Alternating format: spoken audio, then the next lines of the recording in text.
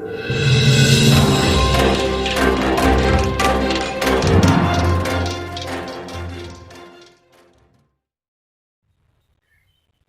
कश्मीर के हालात के बारे में मैं क्या कहूँगा। सारे जम्मू कश्मीर के लोग इन हालात से परेशान हैं और जम्मू कश्मीर 1 साल से जहन्नम बन गया हुआ है। जम्मू कश्मीर में यहाँ का सबसे बड़ा, सबसे ज़्यादा नुकसान जो मैं समझता हूँ कि किसी कौम को अगर परेशान करना है, दरबदर करना है, तो उसकी तालीम को, उसके बच्चों को तालीम से दूर रखना है। 1 साल से यूनिवर्सिटी से लेकर प्राइमरी तक स्कूल बंद हैं और बच्चे जो हैं वो घरों में बेकार बैठे हुए हैं। उधर से गवर्नमेंट कह रही है कि हमने ऑनलाइन क्लासेस शुरू की हैं। ऑनलाइन क्लासेस शुरू की होंगी किसी टाउन में, किसी जम्मू जैसे शहर में, जहां 2G पे कुछ बच्चों को समझ आती होगी, लेकिन दूर दराज इलाकों में बिल्कुल बच्चे कोरे के कोरे बैठे हुए हैं और सारी रियासत में अंधेरा ही अंधेरा है। तालीम का दरवाज़ा बंद है। नंबर 2, यहाँ का रोज़गार जो है, मज़दूर, किसान, ड्राइवर, छोटा दुकानदार, बड़ा दुकानदार, यानी कि तामीर और तरक्की, सारी चीज़ें बंद पड़ी हैं। और जो आम आदमी है, छोटा आदमी है, किसान है, वो फाका कशी के शिकार तक पहुंच चुका है और फाका कशी का शिकार है। रोज़गार ही नहीं, जब रोज़गार नहीं तो रोज़ी रोटी कहाँ से मिलेगी। उसके बाद जम्मू कश्मीर के जो हालात हैं वो बिल्कुल गैर यकीनी के हैं।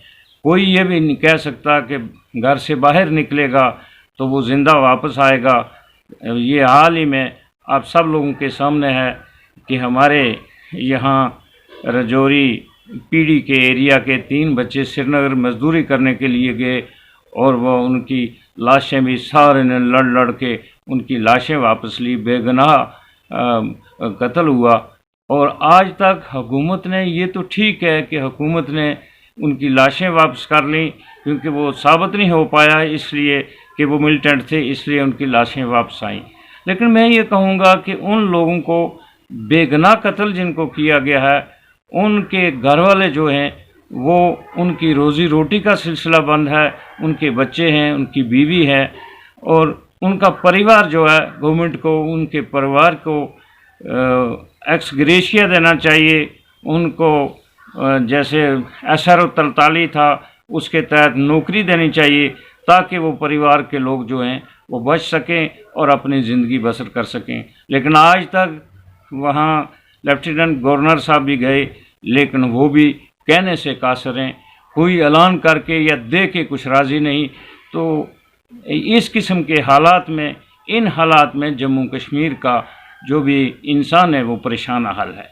रहा सवाल जम्मू कश्मीर में आए दिन रोज़ नए कानून बन के आते हैं और जिन कानूनों का यहाँ के लोगों को नीचे लगाया जा रहा है और बाहर से आने वाले लोग जो हैं, जो कभी नौकरी करने के लिए आए थे, चाहे वो बड़ी नौकरी थी चाहे वो छोटी नौकरी थी, सब जो वो काम करने वाले लोग थे, जिसको 15 साल यहाँ हुए थे, 15 साल वाले को भी डोमिसाइल मिल गया और वो 15 साल वाला आदमी भी जम्मू कश्मीर में ज़मीन खरीद सकता है, जम्मू कश्मीर में नौकरी ले सकता है, जम्मू कश्मीर में जो भी मराहत जम्मू कश्मीर के आदमी को मिलेगी वो भी ले सकता है।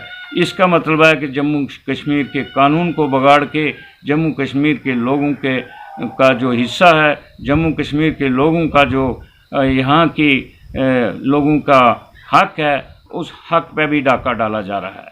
यहाँ के कानून पे भी डाका डाला।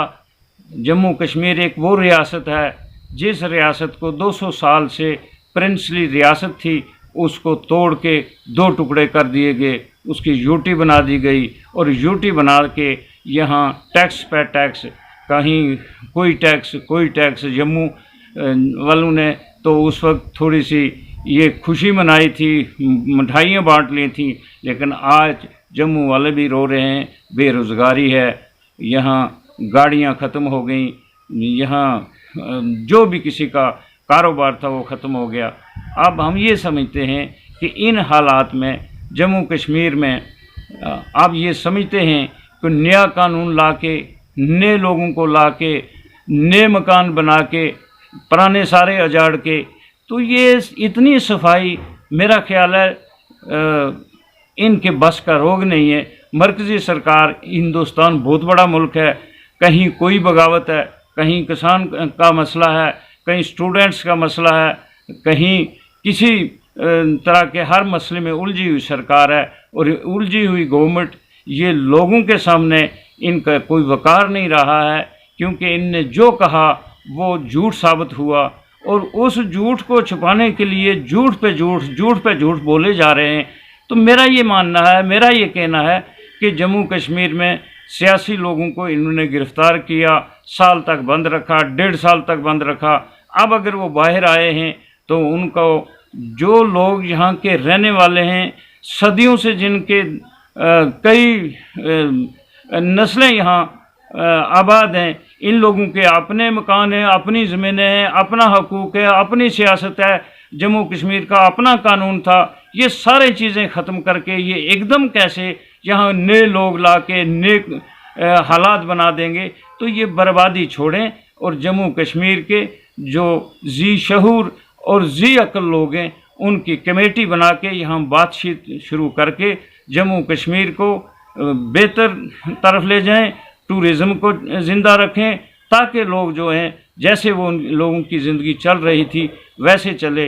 ये मरकज़ी सरकार से मेरी सलाह है, मैं मशवरा देता हूँ कि आपको जो करना था, जितना मारने के लिए करना था, बर्बाद करने के लिए करना था, आपने वो कर लिया है। अब आपको ये समझ लेना चाहिए कि आपके मारने से कोई नहीं मरेगा, वही मरेगा जिसको अल्लाह ताला मारेगा। तो आपके हाथ में कुछ नहीं है, आप आज हैं, कल नहीं होंगे। इसलिए जम्मू कश्मीर को इससे ज़्यादा बर्बाद मत करें। जम्मू कश्मीर का जो यहाँ कानून था, जिस कानून के तहत जम्मू कश्मीर ने हिंदुस्तान के साथ उस वक्त इलाक़ किया था, वो कानून तोड़ के अब कोई बोली बोलेगा, कोई बोली बोलेगा। चाइना भी हकदार बना दिया इनने। पाकिस्तान पहले अपना हक जता रहा था जम्मू कश्मीर पे, अब चाइना भी कह रहा है मेरा भी हिस्सा है इसमें। अक़वाम मुत्तहिदा तक वो इसका बन गया है जम्मू कश्मीर का मतलब हिस्सेदार। और ये सारी चीज़ें मरकज़ी सरकार के गलत फ़ैसले, गैर आईनी फ़ैसले और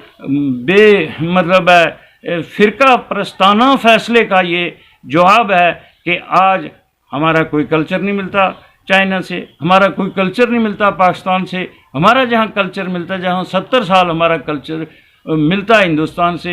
हिंदुस्तान की जो इस वक्त की हुकूमत है उसने हमें हिंदुस्तान से इलादा कर दिया है। अब न उनका हम पे कोई रह गया वो भरोसा, ना हमें उनसे भरोसा है, न उनको हमसे भरोसा है। सबसे पहले किसी मुल्क को, किसी कौम को अपने साथ जोड़ने के लिए कॉन्फिडेंस बिल्ड करना होगा।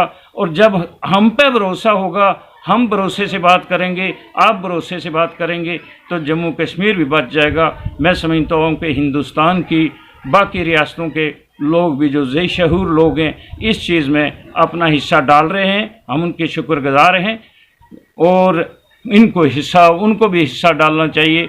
जम्मू कश्मीर 1 करोड़ 30 लाख की आबादी है। कम व बेश जी शहूर लोग जो हैं, मैं समझता हूँ 1 करोड़ 20 लाख लोग इस फैसले से दुखी हैं कि डोमिसाइल बना के जम्मू कश्मीर में यहाँ की आबादी की जो निस्बत वो हैसियत है बदली जा रही है, उससे सब लोग दुखी हैं। नौशहरा वाले दुखी हैं, राजौरी वाले दुखी नहीं है इसलिए कि यहाँ कोई शायद हिंदुस्तान वाले नहीं आके आबाद होगा।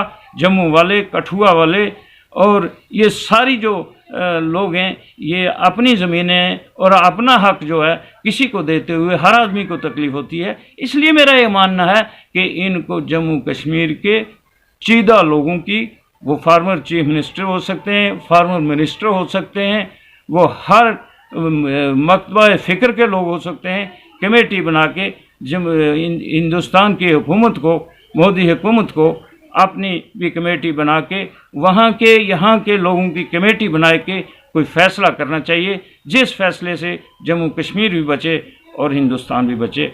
मैं ये भी मानता हूँ कि जम्मू कश्मीर के लोगों को अभी एक रोशनी की किरण दिखाई दे रही है, सुप्रीम कोर्ट, और लगता है कि सुप्रीम कोर्ट हमारा जो खोया हुआ वक़ार है, खोया हुए हकूक़ जो हैं वो वापस करेंगे। सुप्रीम कोर्ट करेगा, हम वैसी ही हमारी रियासत होगी, हम तब तामीर और तरक्की करेंगे जब ये दिल्ली में जो भी हुकूमत होगी वो दयानतदार होगी, वो ईमानदार होगी और वो डिवाइड एंड रूल की पॉलिसी से इज्तनाब करेगी। हम 35 से उनसे क्यों मांगेंगे? जम्मू कश्मीर के महाराजा ने ये बहुत पहले बनाया था और उसको भी उनने हटा दिया। जम्मू कश्मीर के कानून सारे हटा दिए। अब एक डिस्ट्रिक्ट में 14 कंस्टिट्यूंसी बना ली। अगर वो 14 भी बनाएंगे तो दिल्ली वालों को कोई नहीं चाहेगा। अगर वो एक डिस्ट्रिक्ट में 30 भी बना लेंगे तब भी जब तक लोगों को रोटी नहीं मिलेगी, आदमी की बेसिक नीड है रोटी, कपड़ा और मकान। जो रोटी, कपड़ा, मकान सरकार नहीं दे सकती, उस सरकार के साथ कोई क्यों चलेंगे? लोग कैसे चलेंगे? इंसान है, इंसान समझता है, अपने सूद व ज़ियां को समझता है, अपने नफ़े नुकसान को समझता है। हर इंसान जो है वो बराबर नहीं है। चंद लोग होंगे उनके साथ जिन लोगों को मफाद मिलता होगा, और वो अगर एक कंस्टिट्यूंसी में जो 14 कंस्टिट्यूंसी बना दी हैं इसकी डिस्ट्रिक्ट की, एक कंस्टिट्यूंसी में मान लीजिए एक आदमी जीत जाएगा जो उनके फेवर का होगा, तो लोग साथ नहीं होंगे। वो क्या करेगा और आप क्या करोगे? ये सब बेकार की प्रैक्टिस करने के बजाय आपको चाहिए कि जम्मू कश्मीर में इस अमन को बहाल करने के लिए, लोगों को कॉन्फिडेंस मिलने के लिए एक कमेटी बनानी चाहिए, बातचीत करनी चाहिए। इन लोगों से, जम्मू कश्मीर के लोगों से बातचीत करनी चाहिए, और बातचीत के बाद जो फैसला होता है, जो डिसीजन आता है, उसके बाद अमन कायम होगा। अमन कायम करना हमारा काम है, हमारी तरफ से अमन है, लेकिन उनकी तरफ से आज तक अमन नहीं है। कभी उनने अपनी पार्टी बना ली, अब दूसरी पार्टी बना लें, कभी तीसरी पार्टी बना लो। जितनी पार्टियां बनाओगे घाटे में रहोगे। यहाँ जम्मू कश्मीर के लोग उस किस्म तुम्हारे झांसे में आने वाले नहीं। अगर कोई कश्मीर से आपको मिला तो जो पहले मिलिटेंट था, फिर वो एसपी भर्ती हुआ, तुम्हारा लीडर है। वही हालत है जम्मू की। जम्मू में भी जो नेशनल पार्टीज हैं उनके लोग जो गए हैं वो भी रो रहे हैं, जो बाहर हैं वो तुमसे बाहर हैं। इसलिए मेरी ये गुजारिश है, मैं ये ईमानदारी से, दयानतदारी से सलाह दे रहा हूँ कि अब ये हट दर्मी छोड़ दीजिए। ये हट दर्मी ज़्यादा नहीं चलेगी। ये मुल्क जमहूरी है, जमहूरियत रहेगी। हम बर्दाश्त करेंगे, तब तक करेंगे जब तक हम अपने गुनाहों का, हमारे का वो अजाला नहीं होता, अल्लाह के यहाँ से माफ़ी नहीं मिलती। ना तुम्हारा डर है हमें, ना तुम्हारे हथकंडू का डर है, हमें सिर्फ अल्लाह का डर है, क्योंकि हमसे भूल हुई है। उन भूलों की वजह से हम परेशान हैं, इसलिए हमें और परेशान मत कीजिए। लोग इकट्ठे हैं, लोगों का इत्तेहाद है। जम्मू कश्मीर में आपके साथ चलने वाले 1,30,00,000 में से ज़्यादा तुम 10 लाख ले लोगे। वो क्या कर लेंगे? वो कहीं के बाहर के होंगे, उनकी यहाँ ज़मीनें नहीं होंगी, वो इस अपने मफाद की खातिर तुम्हारे साथ होंगे, बाकी तुम्हारे हथकंडों के साथ कोई नहीं है। फिर लास्ट में मैं आपका आने वाले का आपके मीडिया के माध्यम से ये जो मैंने कह दिया है इसको आप भेज देंगे, और मैं यही फिर कहूँगा कि फ़र्द कायम है रब्ते मिल्लत से, तिन्हा कुछ नहीं, मौज है दरिया में और बैरूं उस दरिया कुछ नहीं। जम्मू कश्मीर के दरिया से तुम्हें मछलियां नहीं मिलेंगी, ना तुम ले सकोगे, इसलिए इस दरिया को बर्बाद करने की कोशिश मत करो।